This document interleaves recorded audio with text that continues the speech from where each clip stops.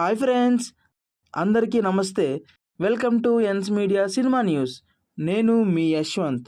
ఈరోజు మనం మాట్లాడుకోబోయే cinema topic వచ్చేసి మన young rebel star Prabhas and KGF 1 and 2తో వరుస హిట్లు కొట్టిన ప్రశాంత్ నీల్ కాంబోలో ఆడియన్స్ ఎదురు చూస్తున్న సలార్ 1 సీజన్ 5 మూవీ గురించి. బాహుబలితో ప్రభాస్ మీద హై ఎక్స్పెక్టేషన్స్ పెరిగాయి, అయితే ఆ రేంజ్ సక్సెస్ మళ్ళీ రాలేదు.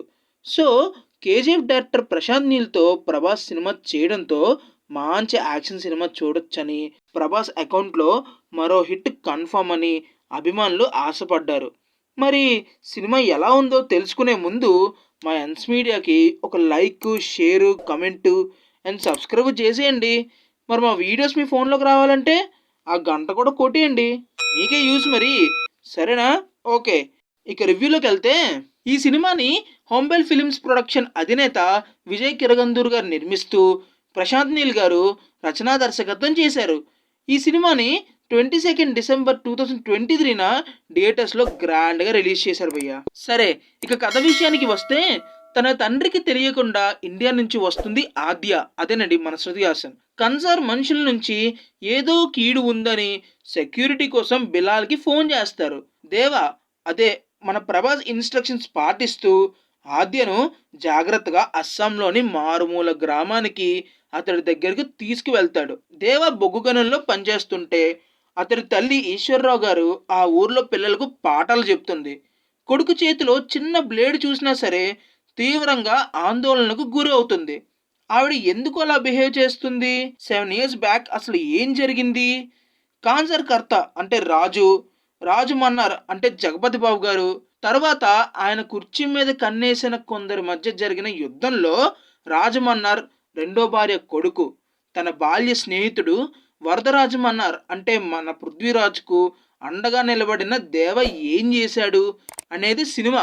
అయితే సలార్లో ఏముందా అని చూస్తే హీరోయిజం, హీరో ఎలివేషన్స్, అంతేగాని ఈజీగా ఆలోచించకుండా చెప్పచ్చు. ఏ మాటగా మాట భయ్యా, ప్రభాస్ కట్అవుట్ అండ్ పర్సనాలిటీకి ప్రశాంత్ నీల్ ఏ లోటు చేయలేదు భయ్యా. ఫ్యాన్స్కి విజిల్స్ వేసే విజువల్స్ ఇచ్చిన స్టోరీ అండ్ స్క్రీన్ ప్లే విషయంలో మాత్రం డిసప్పాయింట్ అయితే చేశాడు. భారీ యాక్షన్ సీక్వెన్సెస్, ఎలివేషన్స్ మధ్యలో కథ గాల్లో కలిసిపోయింది భయ్యా. నాకైతే ఉగ్రంను అటు ఇటు తిప్పి సలార్గా తీసారా అనిపించింది. సెకండ్ హాఫ్ చూస్తుంటే కేజీఎఫ్కు ఈ సినిమాకు మధ్య చాలా అంటే చాలా పోలికలు కనబడ్డాయి భయ్యా. సలార్ ఫస్ట్ హాఫ్ విషయంలో కంప్లైంట్స్ ఏమీ లేకున్నా ఆ ఎలివేషన్స్ ఫ్యాన్స్ని, ఆడియన్స్ని ఎంటర్టైన్ చేశాయి. కొడుకు కోసం తల్లి ఎందుకు అలా బిహేవ్ చేస్తుంది అనేది తర్వాత తెలుస్తుందని సరిపెట్టుకుంటాం. ఇంటర్వెల్ తర్వాత మరోసారి యాక్షన్ హైలైట్ అవుతుంది కానీ కథ కాదు. ఎమోషన్ సీన్స్ కనెక్ట్ అయ్యేలా ప్రశాంత్ నీల్ తెరకెక్కించలేదు. సాంగ్స్ కూడా అంత బాగాలేదు. మ్యూజిక్ అయితే చాలా అంటే చాలా బాగుంది. Camera work, editing, production values కేజీఎఫ్కి మించి అయితే ఉన్నాయి అయ్యా.